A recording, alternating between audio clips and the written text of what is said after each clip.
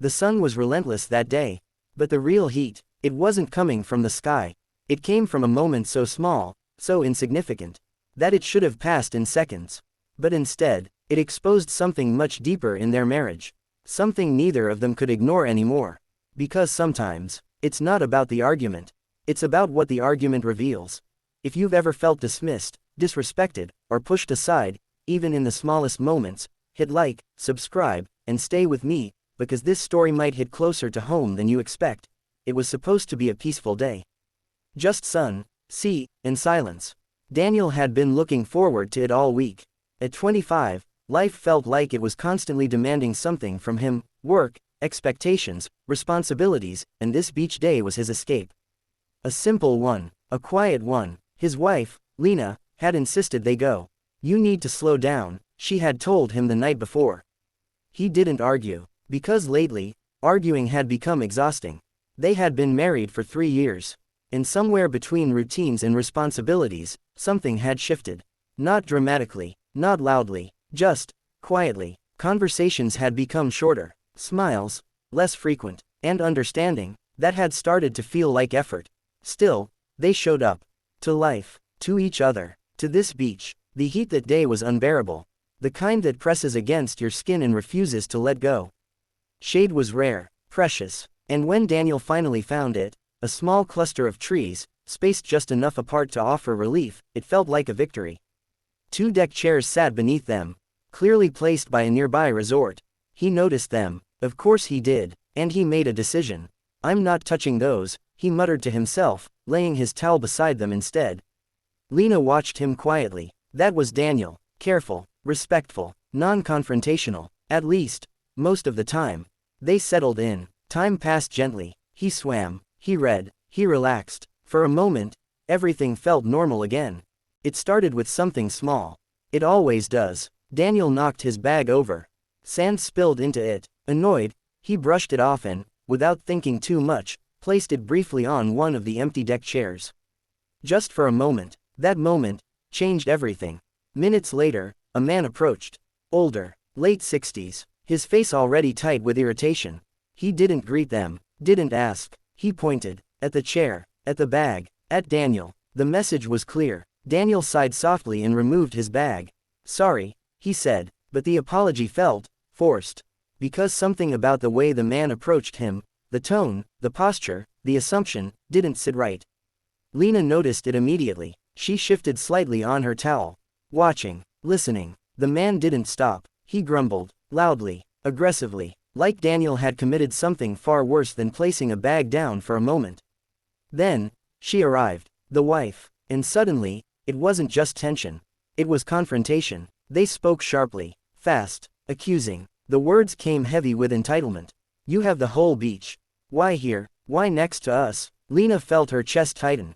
Not because of what they were saying, but because of what she knew was coming. Daniel didn't like being spoken to like that. Not anymore. Not after years of swallowing frustration. Not after months of feeling unheard. Lena watched him closely. She knew that look. The calm one. The one that wasn't really calm. The one that meant something was building beneath the surface.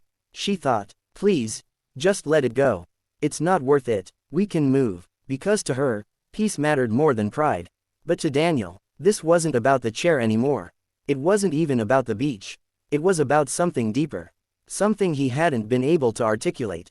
Not at home, not in conversations that ended with, "You're overthinking. It's not a big deal. Why do you always make things bigger than they are?" He had heard those words before. From Lena, more than once. And now, standing there, being spoken to like he didn't belong. Something clicked. "I'm not doing anything wrong," Daniel said calmly. Too calmly. The older man scoffed. "You're crazy," he snapped. "You put your luggage on my chair." Daniel exhaled slowly. "I've been here for an hour." It wasn't a problem then. The man's wife crossed her arms. "We've been here longer." That was the moment. The shift. Because the logic didn't matter. The truth didn't matter. Respect did. And right now, there wasn't any. Lena leaned closer. "Daniel, let's just move," she whispered. But he didn't look at her. Didn't respond. He just said, "You can sit anywhere too." Silence followed. Heavy. Uncomfortable. The couple grew louder. More aggressive. More insistent. But Daniel, He stopped engaging, picked up his book, and started reading, like they didn't exist. Lena's heart pounded. Not from fear, from tension, from the weight of what this moment represented. Because this wasn't just Daniel standing his ground against strangers. This was Daniel, changing. The man returned from the water later. His movements deliberate, petty. He dragged the chair around Daniel. Let it hover above him. Waited for a reaction. None came, so he escalated. He walked across Daniel's towel. Kicked sand, hard, deliberately. It hit Daniel's arm, his book, his space. Lena flinched. Daniel didn't. Not at first. Then slowly, he looked up. Calm eyes, sharp voice. That's kind of you, he said. A pause. Then, I thought with age, you learn manners. The words landed, heavy. The man froze. Lena held her breath. Daniel added, quietly, it's embarrassing. Silence. Thick, uncomfortable. The kind that says everything without shouting. Time stretched. 30 minutes passed. Then another. Lena noticed something she hadn't seen in a long time. Daniel wasn't reacting. He wasn't chasing peace. He wasn't shrinking himself to avoid conflict. He was steady, grounded, unmoved, and something about that shifted inside her. Because for so long, she had seen his calmness as weakness, his patience as passivity, but now, she saw it differently. This wasn't weakness. This was control. This was self-respect, and for the first time in a while, she felt something unexpected. Respect. For him, for the way he held his ground without losing himself.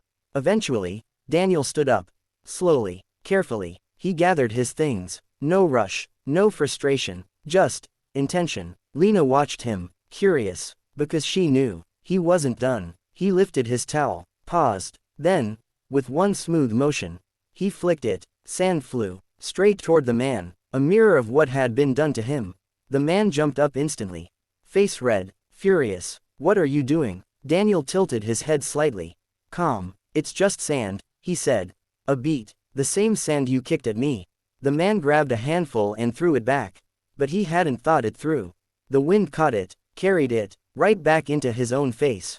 For a split second, everything stopped. Then Daniel smiled faintly. Have a nice day. And just like that, he walked away. Lena followed, silent, processing. Behind them, faint shouting echoed. Idiot, idiot, but it didn't matter anymore. They walked along the shoreline. No words at first, just the sound of waves. And something else, something lighter. Finally, Lena spoke. That wasn't really about the chair, was it? Daniel didn't answer immediately. Then quietly, no. A pause. I'm just tired of feeling like I have to move every time someone decides I don't belong. Lena swallowed, because she understood, more than she wanted to admit. I didn't realize, she started. I know, he said gently. Not accusing, not angry, just honest. And in that moment, something shifted between them, not dramatically, not perfectly, but meaningfully, because for the first time in a long time, they weren't avoiding the truth. They were standing in it, together.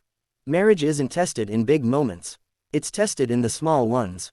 The quiet disagreements, the subtle dismissals, the moments where respect is either given or taken away. Because sometimes, the loudest wake-up call isn't shouting, it's the moment someone finally decides, I'm not moving anymore. If this story resonated with you, hit like and tell me in the comments, what would you have done in this situation?